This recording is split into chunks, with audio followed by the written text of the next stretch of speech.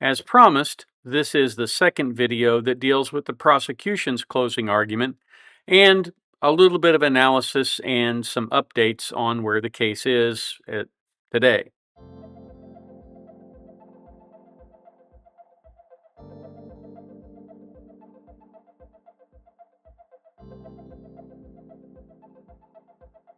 Here's what we're talking about today.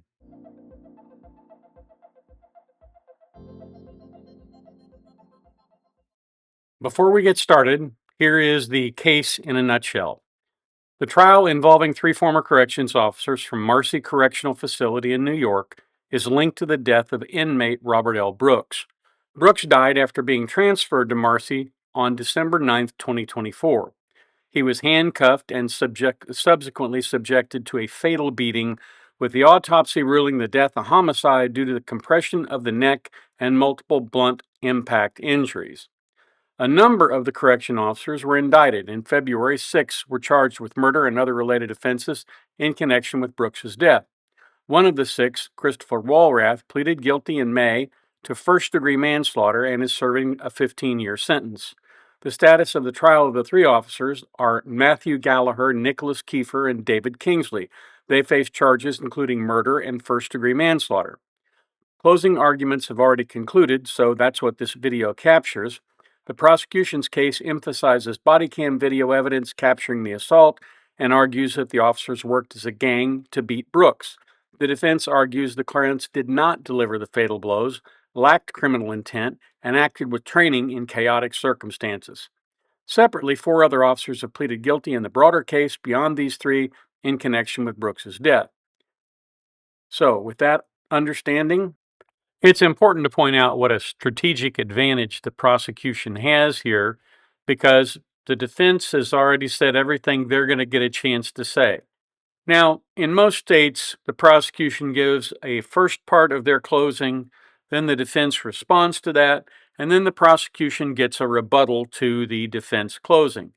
But in some states, as here, basically the defense has to go first, anticipating what the prosecution is going to say, and then the prosecution can come in and sandbag them on any number of things because they didn't give it a lot of time or effort during the trial. They can come back and point out now how important it is when the defense doesn't have any opportunity to rebut that. So let's give a listen to how the state started, and we're going to go through just a few vignettes, and then I will sum this case up at the end. After 2.5 hours of listening to how this was a tragedy, let's now get back to reality, if that's okay with all of you. What's the tragedy? I'm missing the point here. We have 3 heroes in the room, ladies and gentlemen. Forgive my impertinence for indicting them for what they did. I don't know what to say. Sarcasm is the lowest form of humor, and it's not a very good argument strategy. Instead of getting up and saying how outraged he is that they challenged the evidence, which is exactly what they're supposed to do, he essentially calls them heroes. And obviously he didn't mean it, but that kind of derision should have absolutely no place in a courtroom. And if I'd been on the defense team, I would have objected that right at that point and said, he's personalizing, that's over the top, that's a direct assault on their character, and he can't do that. But, and it probably would have been overruled and I've been told to shut up, but at least I would have put that argument into the head of the jury, since I'm not going to get another chance to speak during the trial. That, I really have trouble believing that he did that. Be waiting for their award ceremony for the heroic actions of Mr. Kiefer in pepper spraying a helpless 148-pound guy who's lying on the ground and who the testimony says didn't do a thing. Oh, I'm sorry. It took him 10 seconds to get off the van. The death penalty for that? Mr. Gallagher, a babe in the woods, didn't say a thing, just doing his job. Shackling a guy who's getting his testicles pushed up to his larynx, right in front of him. And he has the temerity to stand in front of you for 90 minutes and say, he did nothing wrong, just following orders. At this point, had I been on the jury, he would have lost me. First of all, he's shouting at the jury. Now, he's clearly angry with the defense, or at least he's acting as though he's angry at the defense. But what he's doing is he's taking it out on the jury. He's screaming at them. And that's not proper courtroom decorum. I would object again at this point and saying, Your Honor, he's yelling at the jury. They didn't do anything wrong. And again, I'd probably be overruled, but the judge might very well say, hey, come on, take it down a couple of notches. They're not deaf. I don't understand what the theory is here. And I understand why he's upset, because a lot of his case has evaporated under the actual evidence. But that's the problem when you charge people and you try to lump them in as a gang because they were all in the same room. I can be in the room with a lot of different people. That doesn't make us all in the same gang. And so essentially, that's what he's upset about, that a lot of his case has been pretty carefully dissected by these attorneys who have gone through the evidence and pointed out where things don't fit. So let's listen to a little bit more of this. The haste to fill out a form. The guy's body hasn't even been taken out of the infirmary. And Kiefer's sitting there getting ready to doctor his form. And you can listen till the cows come home, and Judge Bauer isn't going to tell you that there's a defense to filing a false report that says I was ordered to do it. That's your name on the form, Mr. Kiefer. Not Mr. Trombley's, not Mr. Gallagher's, not Mr. Mayshaw's. It's your name on that report. Well, at least he's settled down a little bit. And I suppose that's a good argument because his name is on the report. But the defense argument is, I think, a little stronger because we've all worked in situations where our boss tells us to do something, and we know it's not strictly by the letter of the law, but we do it because we're told to do it. That's what he was told to do. Would he have been fired if he hadn't done that? Probably. Or he would have at least received some kind of administrative discipline until they figured out that this was a death that should not have occurred. And so, again, he makes a good legal point, but having started with all of that yelling, is the jury even listening at this point? That's my question. I'm not going to spend a lot of time on what you heard during the summations.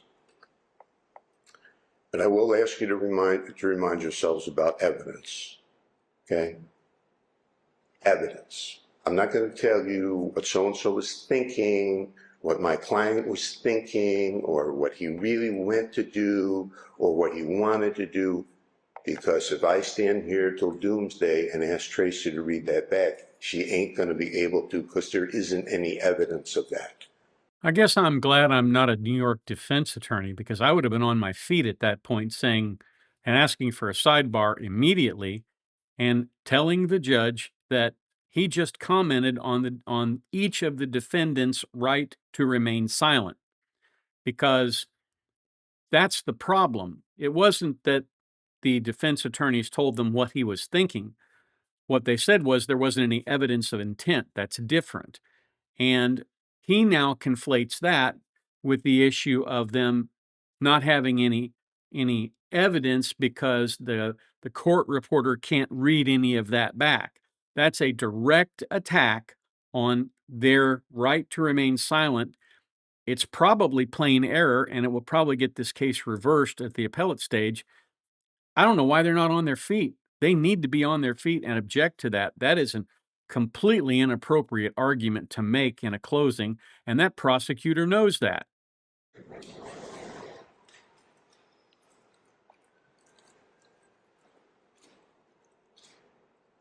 Mr. Kiefer coming in with his pepper spray can, already having participated in the beating, according to the testimony of Officer Kessler. You see how concerned everyone is, how worried they are about Robert.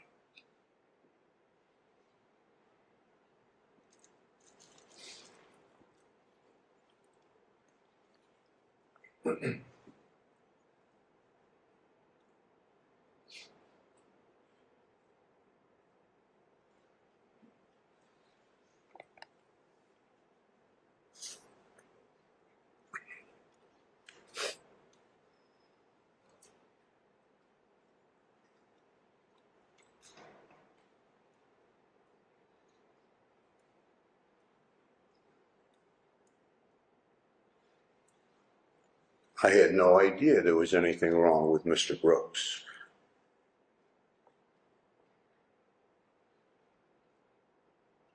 Just a typical in-draft at Marcy.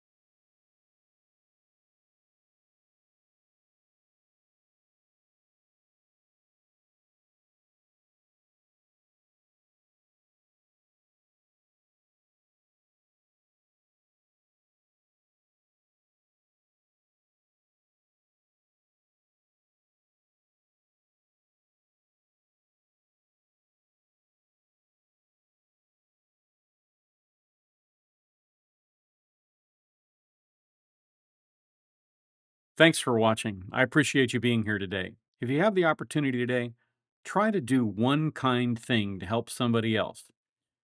Any kind thing will do. Buy somebody a Coke, get them a cup of coffee, anything that makes their day better. That would be a way to help make the world a better place. Because after all, isn't that what we're all after? Now, YouTube has a few things that they think you might be interested in, and they're going to be showing you that right up there.